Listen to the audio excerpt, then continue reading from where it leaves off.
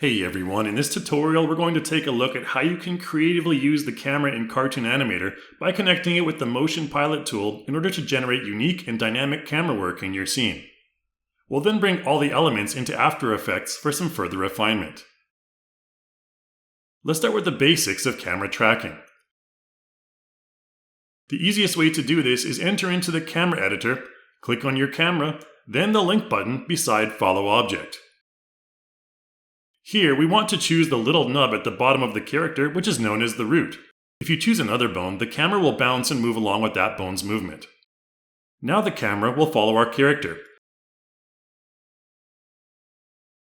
And if you want to unlink it at a certain point, simply open the timeline, go to the frame you want to unlink, and press the Unlink button. You'll see the length of the link and the ending keyframe appear in the link track. Super easy, right? Let's take it a step further and link the camera to our next character. In this case, the element we're linking to has a different name, but it's still the root. You'll notice if we exit the camera editor and move our character around or scale it, the camera will follow along, even zooming in and out with the scale. However, it won't tilt with the rotation.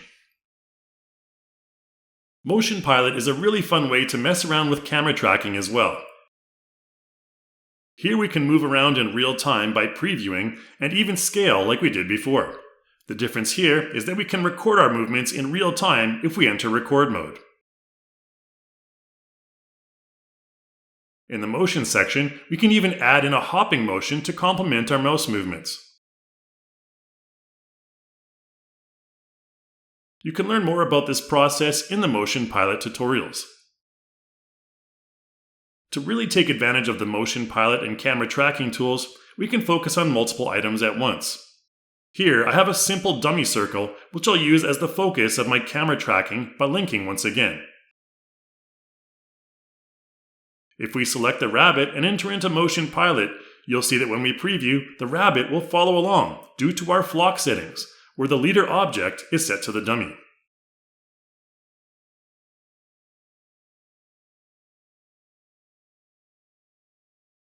If we deselect Mimic Leader and set a uniform delay type, then when we preview, the rabbit will follow along at a 10-frame delay and bounce around with the blend motion we added earlier.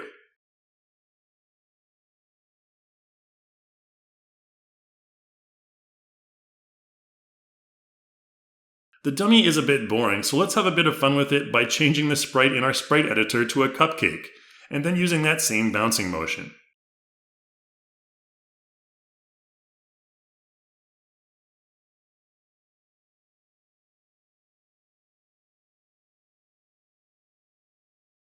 Now we have the rabbit chasing a bouncing cupcake. You can also reverse the order by making the rabbit the lead object, after which we'll have the secondary dummy object with the camera focus following the rabbit's lead.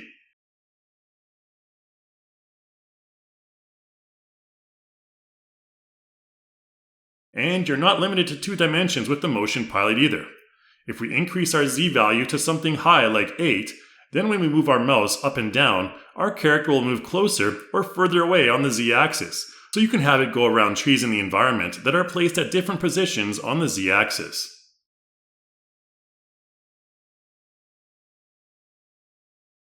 We can also hide behind a tree, then use a small move value together with rotation to have our rabbit peek out from behind the tree in a search of an elusive cupcake.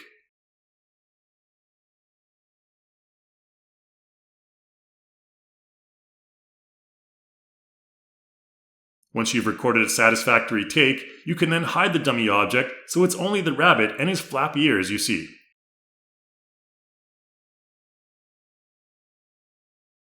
Okay, next we're going to look at how to import your project into Adobe After Effects to do some minor post-production.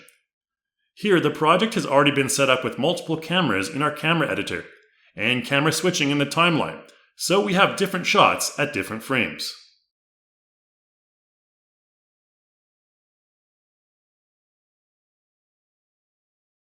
To export, you can simply click the After Effects button on the toolbar.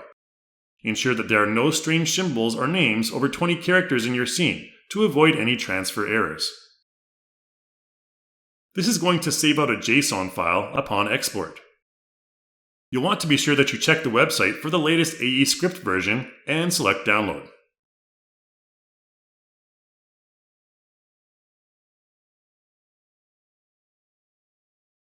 From there, go ahead and run the JSON script file you just downloaded.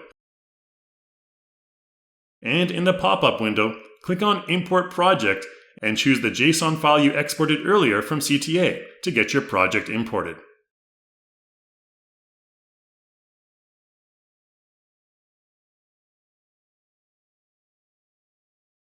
We can change one of our viewports to a top-down view to see the Z-axis position of all of our scene elements, which naturally just look like horizontal lines.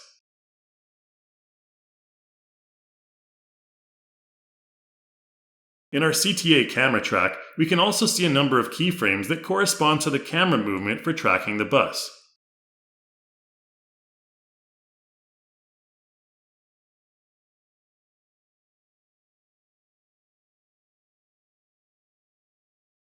The next two correspond to our camera switch, and the last group corresponds to our camera zoom at the end.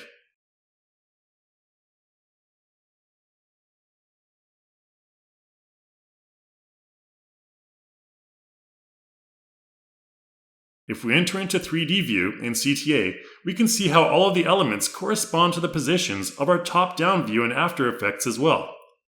In CTA, there is only a single point to control the focus or rotation of the camera.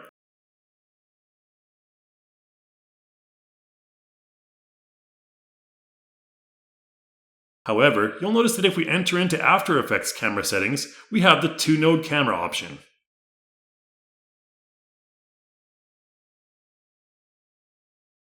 This allows you to control the focus of the camera or also rotate the camera body itself via the point of interest and position parameters. We can delete keyframes from either of those tracks and add others to further customize our camera work with After Effects.